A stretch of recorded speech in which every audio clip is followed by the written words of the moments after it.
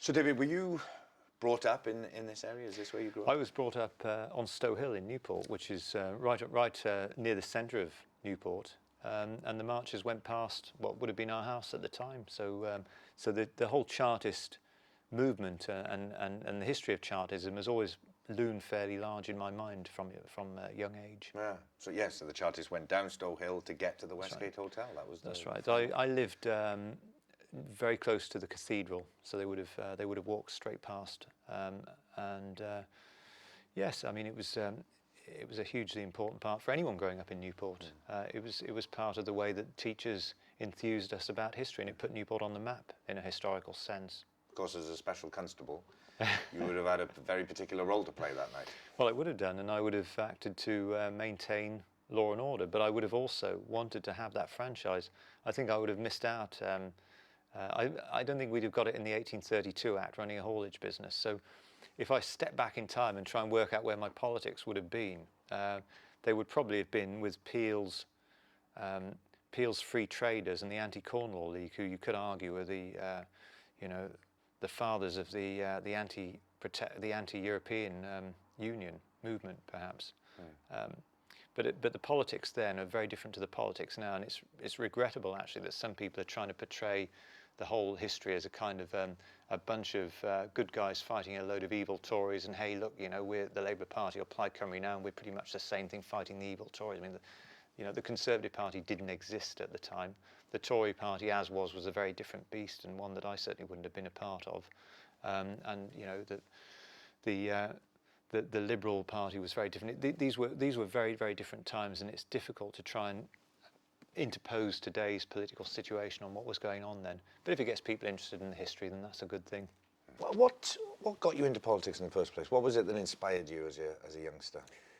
As a youngster, I mean, it was a minority sport being a Conservative in Newport, right. And I got involved in the local Conservative Party, and it was just give out leaflets and meet in a pub, which is great when you're about 16, and it sort of it stemmed from there. I come from a Conservative family, although oddly enough, perhaps as we're in a miners' institute, one staunch miner.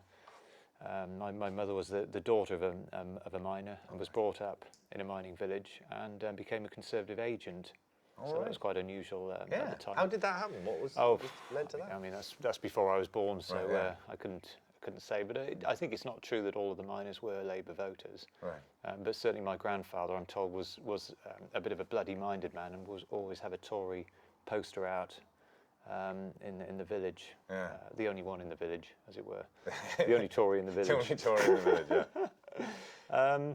And were there particular moments for you, events that happened that got you fired up? I have to say, I mean, I'm in the Miners' Institute now, but I mean, the 1980s was quite a turbulent period, as you and I are of an age, I think, and we remember it well. There was a big difference then, an obvious difference between Labour and Conservative left and right. Were you in favour of banning the bomb or keeping a deterrent? The whole Cold War loomed large in all of our minds, and frankly, I was a big fan of Mrs. Thatcher, and she inspired me. So I couldn't pin it down to a single event, but I think that tumultuous period in the 80s was quite influential on me, and no doubt for many others. It influenced them perhaps in different ways. Now, when you became a member of Parliament, your maiden speech, am I right in thinking that in your maiden speech you talked about the history of Monmouthshire? Well, I did, but that's because there's a convention in your maiden speech that you don't go off and do something very controversial. Right. So I was actually following a convention there that you talk a little bit about your constituency and try and give everyone a laugh. And the quid pro quo is that the opposition don't jump in, intervene, and generally try and put you off. So there's a game that we all play out there. The second time I got up to speak, I wasn't expecting what I got, which was, as the speaker called out my name, David T.C. Davis, 300 MPs opposite, launched into the theme of Top Cat, the old cartoon character. Because of TC? Yeah. So I was expecting it to be stopped, and of course it wasn't, because that's the game of Parliament. You try and throw people when they're speaking. Right. Yeah, but yeah, I followed a convention, and I was very happy to talk about Monmouthshire and of course the Chartists. I was going to say, how big a part did the Chartists play in that speech? God, I don't know. It's 10 years ago now. Yeah. I'm not sure. I'm sure they would have been in there somewhere. But really, of course, the constituency Monmouth now is not the old Monmouthshire. So the Chartist uprising took place in Newport, which is still known to some old-timers as Newport Monmouthshire, but it's not part of the parliamentary constituency. And the link with the Chartists is that John Frost was tried in Monmouth itself, and he was sentenced to be deported to Australia. But that's the only direct link with the constituency. Right. And were you taught about Chartism when you were growing up in Newport? Very much so. I mean, it's a huge piece of local history. You know, it put Newport on the map. And actually, what I hadn't realised was that the Chartist uprising in Newport was an important part of the Chartist history, but not the most important part. And if you look at some of the history books, as we do now, about what was going on from the 1830s to the 1850s, when Chartism started to decline, for some, the Newport uprising is a bit of a sideshow, and a lot of it concentrates more on the 1848 petition at Kennington. But certainly in Newport itself, in all the schools in and around Newport, it's a very big part of history teaching. And I think that's a good thing, because one of the things that worries me is that we're not enthusiastic about teaching history. And whatever you think about Chartists, and I think everyone would applaud their aims, there's not enough done to enthuse people. So I welcome anything that can be done to enthuse people to look at history, including, of course, this programme. Why do you think we should care about Chartism now? What sort of relevance do you think it has for the modern day? Well, I think one of the things we should do is to look at Chartism in the proper context of what was going on between sort of 1830 and certainly 1867, when the Second Reform Act passed, because it was a time of enormous change. You know, we'd seen a change from really a feudal society where most people worked on the land into an industrial society, and that period between 1830 and 1880 really laid the foundations for the sort of society we have now. There was a lot going on. It wasn't just about Chartists. There was the Chartists were competing really for working class support with the Anti-Corn Law League. Some people would argue that the Reform League were actually more successful in bringing about many of the changes that the Chartists wanted in 1867. And there was a lot of other reform going on as well. We saw in the 1830s the anti-slavery movement, the movement to emancipate Catholic voters, even industrial. The Factory Act started being passed in and around that time. So there was a great deal going on. You know, both within the Chartist movement, but also outside, and I think it all needs to be looked at in context. No, of course, a lot of the men who joined the Chartist March on Newport in 1839 in that November were coming from all over the South Wales valleys, and I would imagine as chair of the Welsh Affairs Committee, you have to look into a lot of issues that are rising out of the situation in the South Wales valleys. What's your sort of view of the situation there? The situation then, or now? Of now, really, yeah. I think we've got a lot of problems in the South Wales valleys still. There's still a high proportion of worklessness, benefit dependency, and yes, it's taken a while to recover from the closure of mines, and other changes have taken place. So there is a lot of work to do to improve the wealth, if you like, of people living in the valleys. And what sort of ideas do you think might help that? Because it feels a lot of the people that I've spoken to feel like they're sort of been forgotten. They talk about, and that there's not a lot of hope there, it seems, from people. And I just wonder what solutions there might be that you think. Do you know, I mean, I could chuck out quick-fire solutions such as the electrification of the valleys lines, which I think are going to be very important. But I think what everyone needs to realise is that governments can't simply solve economic problems by chucking money around. And that's something I fundamentally believe in. You know, if I spoke to somebody up in the valleys, a 17-year-old, a year or so ago, and there was a bit of a row afterwards because he said to me, "There are no jobs here. What can I do?" And my response was, "Look, you're 17, you're fit and able. You have to go and find work. If you can't find it in, outside your own front door, go look elsewhere for it." I mean, that's what people have done over the generations. I don't mean it to be harsh, but I wouldn't want to come back in 20 years' time, and if I do, I'll be saddened if he's still sitting in his home, complaining that there is no work. My wife has come into this country from Eastern Europe, as have many people I know actually through that community, and was able to find work very, very quickly. I know people who've come over with or without really any qualifications that are recognisable and have managed to find work fairly quickly. So it is out there. It's not always where you want it to be. It's not always the job that you want it to be. Sometimes you've got to start off doing something you don't really want to do and look for something better. But I do believe that, in the principle of self-help and going out and finding it. And I also accept it's going to be much easier for a single 18, 19, 20-year-old to do that than somebody in their 40s who's been working in the same industry for 10, 20 years, has a family and other commitments to the area they live. And so if the 17, 18-year-olds, the younger generation, do go out to that, what happens to the people who are left behind? What happens to those actual communities, though, that are still there, do you think? Well, I think that can sometimes be a problem because communities change and they have to change, and it's part of life. But what you can't do is say, right, there are X number of people here. We're just going to transplant a business and put it in there and give everyone a job, or we're going to throw money around at people and keep them happy, even though there isn't actually anything fundamentally for them to do. It's not about waiting for the government to go and deliver it. You have to go out and find it yourself. And some will agree and some violently disagree, but that's my own view. Well, so on in the build-up to the actual rising in Newport, there was a kind of a race, it seems, on both sides of the fence. Then, so with the Chartists themselves, there was a race to arm. There was a race to get more and more people to sign up as Chartists and to swell the ranks. On the other side of things, the authorities were aware that something was happening. And started to get more and more special constables sworn in, and starting to try and ask to get soldiers to come and that kind of stuff. Now, I know you were a special constable. I am, yourself, yes, and you're in the territorial. I was. I'm still a special constable. Oh, you're still a special constable? Yeah. Right.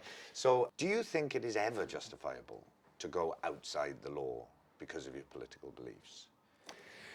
Well, I'm sure there are going to be occasions you'll be able to come up with situations where it's justifiable. I mean, Nazi Germany, for example, people, the people who tried to assassinate Hitler were outside the law of Nazi Germany at the time, but of course they were absolutely right to try and do so. So you can always come to situations. I would say it's always best not to do that. Not only is it generally going to involve people getting hurt on both sides who are innocent parties, but also I think it holds back your chances of achieving what you want to achieve.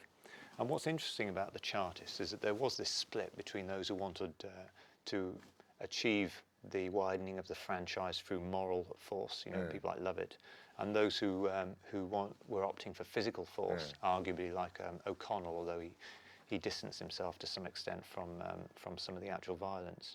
But there was that split within the movement.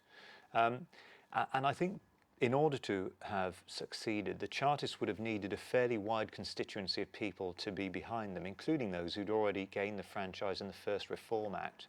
And you could argue, although I'm not trying to do them down here, you could argue that they actually failed because by the 1850s, Chartism had almost completely declined.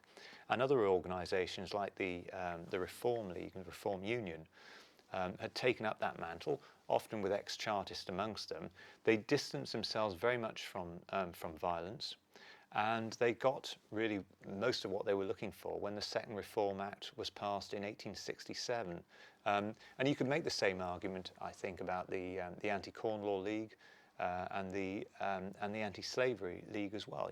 They achieved something, and they got there through petitions and lobbying rather than violence. So. From just purely from a tactical point of view, it can be better to go for moral persuasion rather than physical persuasion. So, do you think that all the points of the People's Charter, most of which did end up being taken on, and our democratic system is based on a lot of that now? Do you think that those would have gone through anyway, regardless of the Newport Rising? I think that I think that the Chartist movement overall made a very big contribution towards it.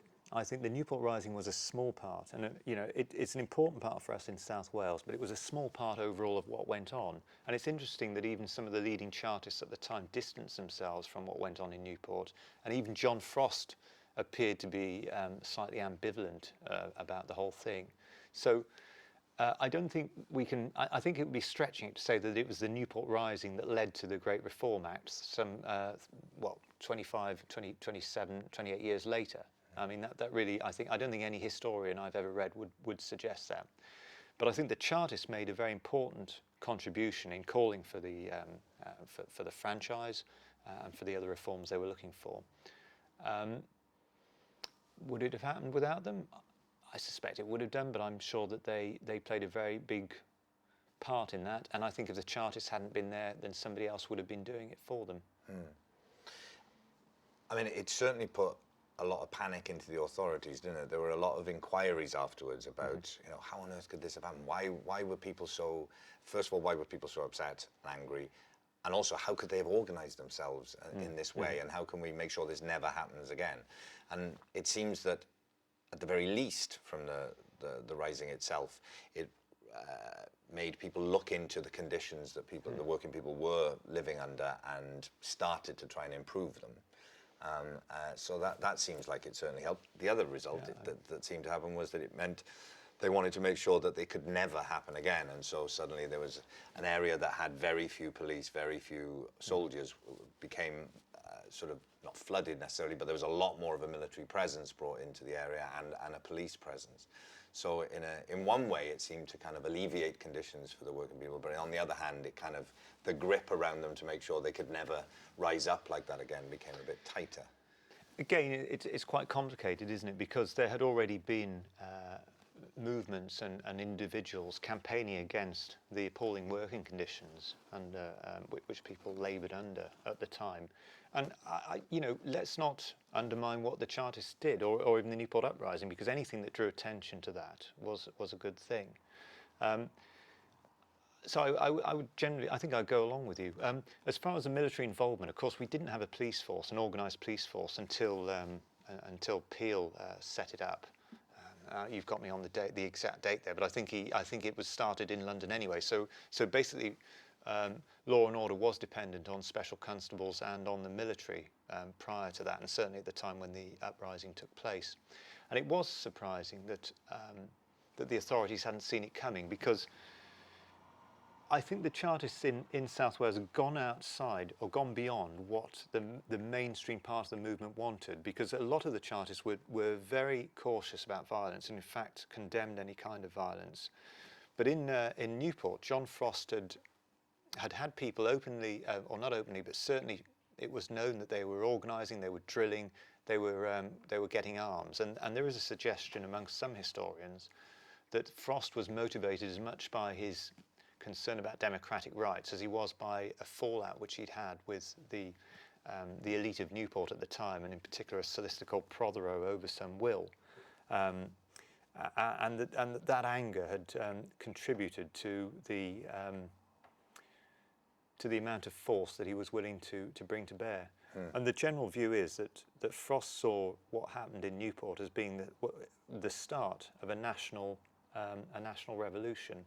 So he tried to take on the establishment, and he went in there knowing that was what was going to happen. And I think if you go into a situation like that, then you can't be entirely surprised if people are going to fight back. It's interesting as well. I mean, again, going back to this wider context, because we're looking at it purely, we're looking at the Newport Uprising. The whole of Europe at this time was very, very unstable. I mean, they called 1848, that was the year of revolutions across the whole of Europe, of course. That movement from feudal society towards industrialisation had caused a great amount of upheaval. There were revolutions and insurrections taking place all over Europe. And I think the authorities, with the support of much of the populace, were scared, very much so. And you ask yourself, what would you have done in that situation? Yes, people will always want to have the vote, but people also want to have stability in their lives. And we don't have to look very far outside of Europe at the moment to realise that there are many people who value financial stability over having a political voice.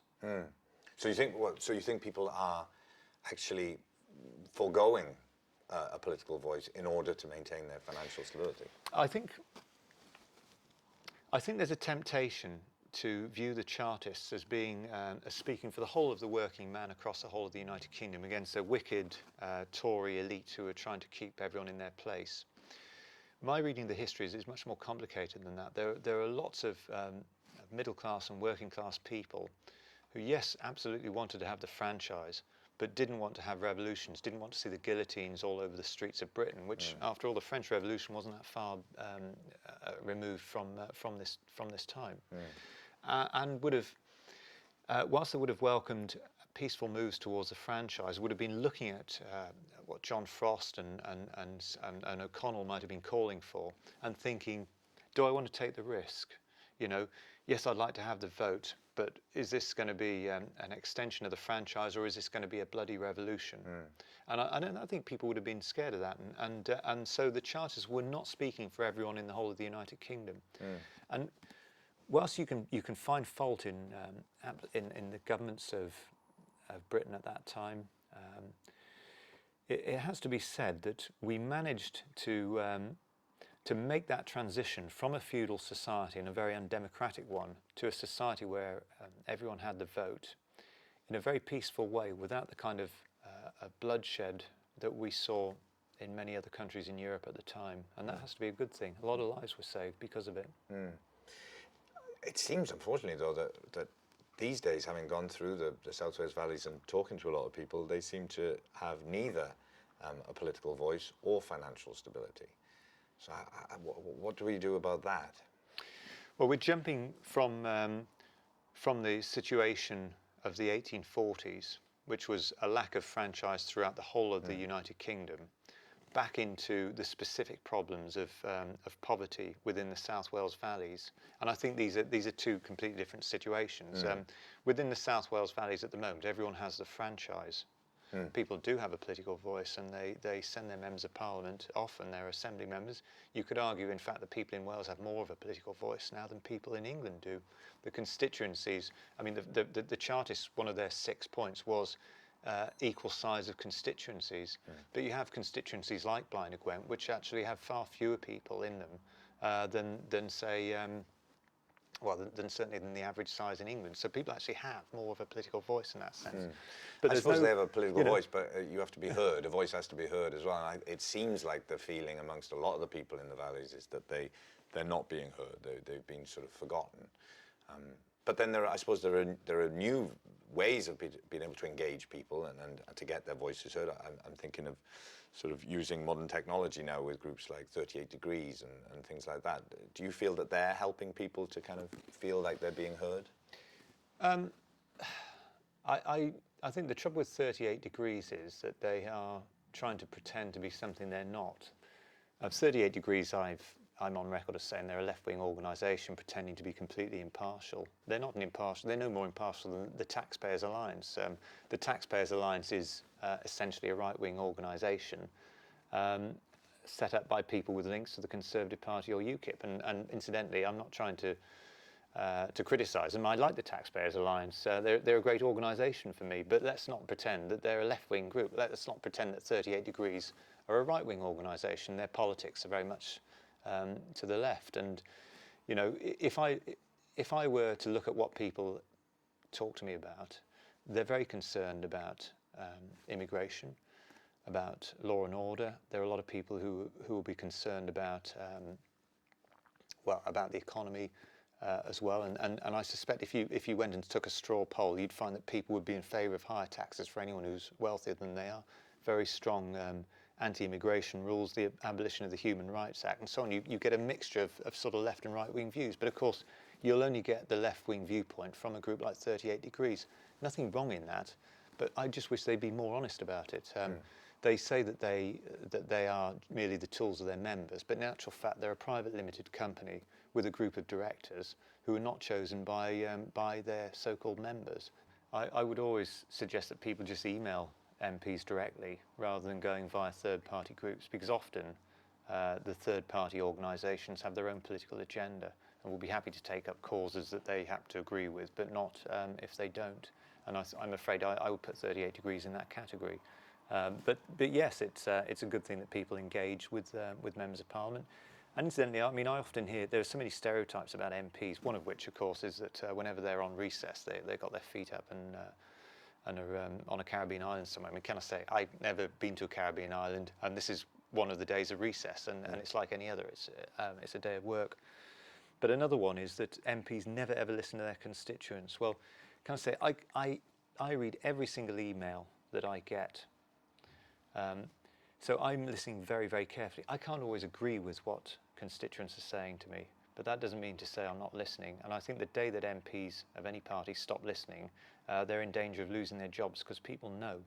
So not agreeing is not the same thing as not listening. And if I don't agree with somebody, I'm very happy to explain why I don't agree with them. And we may have to, to beg to differ, but I am absolutely listening. And I know most MPs from most parties do. Do you think that the actual the political system, the sort of day in, day out job of being a politician, do you think that affects, someone gets into politics, you're inspired by by Thatcherism, by the way the miners' strike was handled, or whatever it might be. It puts a fire in your belly, you want to get in there, you want to do something about it. And then you enter that system. Do you think that the system itself starts to kind of dilute that initial motivation, and that the job of being a politician starts to kind of get in the way of actually what it was that made you want to get in there in the first place? Well, you can go in there with a view that you're going to change the world, and you're not, because there are 650 of you as members of Parliament. So you are one person, and let's be honest, not many people could name more than 10 or 20 MPs, and they'd probably be the ones who are in the cabinet, the Prime Minister and a few others. So you're one of a large number of people, several hundred people, who most people outside your own constituency would never recognise.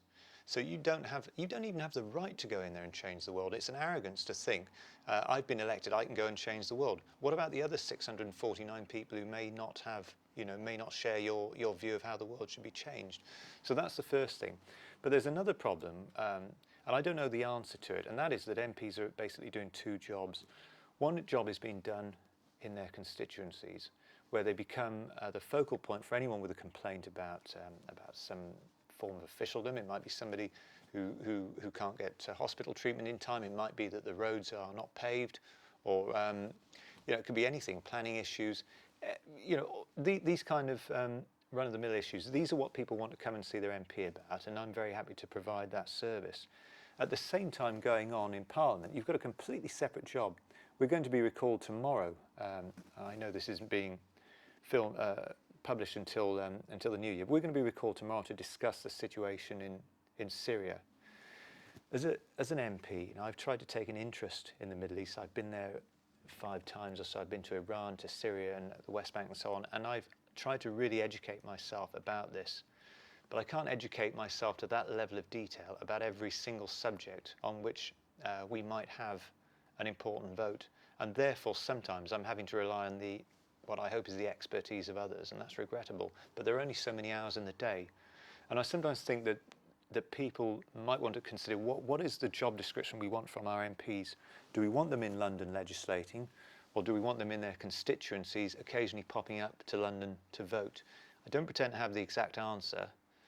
I mean, my life is great because my family are in Wales. I'm therefore in Wales most of the time, and I will, be in London when I have to be in London when Parliament is sitting. The rest of the time I'll be in the constituency office in Usk, and people can ring up and check if they don't believe it, but I'll be somewhere working. But I'm doing 2 jobs, most MPs are, and there's a resentment about this, and there's a resentment about the fact that people are paying travel expenses, hotel expenses for MPs to be in 2 places. Huge amount of resentment about it, and I don't know what the answer is, but I think it's something that people need to think about. And do you think that the movement towards, more and more powers being devolved, and a movement towards more localised sort of control of affairs for different areas, is that a good movement? Are you in favour of that? Do you think that's going to help solve a lot of the issues potentially in places like the South Wales Valleys? Well, we've had far more powers being devolved to Wales than anywhere in England, with the possible exception of London. But even in actual fact, the Welsh Assembly has far more powers than the Greater London Assembly does, and that hasn't solved the problems. So more powers of itself isn't going to do anything. I've always said I would rather not devolve powers in the way that we have. It's been very haphazard. You have a Parliament in Scotland that started off with roughly the same powers that Wales got after the last referendum. You know, Wales has always lagged behind, and then in England there's been nothing at all. It's completely unbalanced, and every couple of years either Scotland or Wales will get given a load of extra powers. Scotland will get given powers now, I should think probably before the next general election. Wales will demand exactly the same, will get it probably within 1 or 2 years. I think Scotland will probably hold another referendum in 10 to 15 years and maybe win, and I shouldn't think Wales will be more than 10 or 15 years behind that.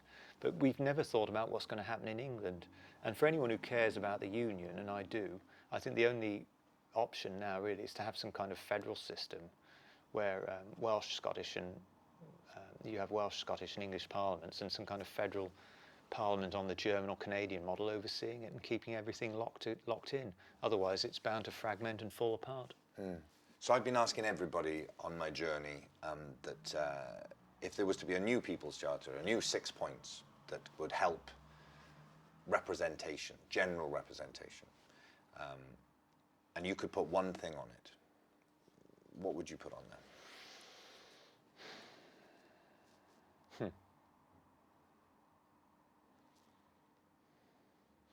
Does it have to be one thing? No, I'll give you 2 things then, David.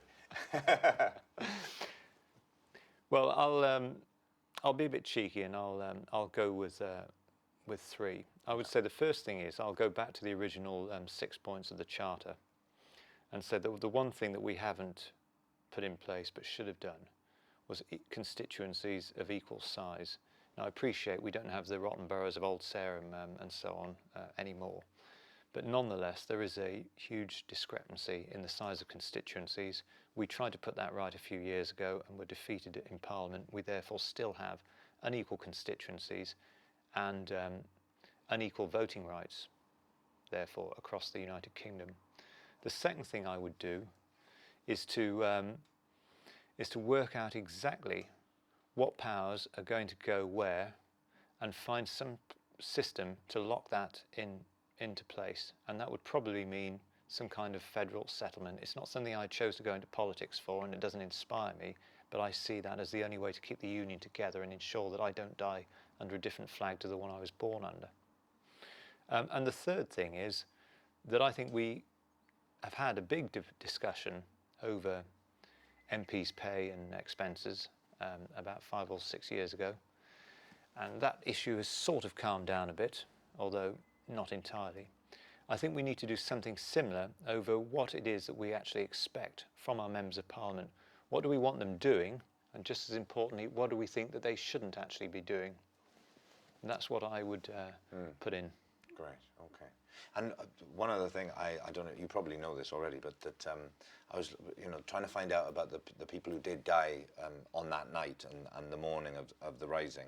And did you know that there was only one father and son listed in the dead, and that was David Davies and his son? I didn't know that. Yeah. But that's sad, and it's sad that they died.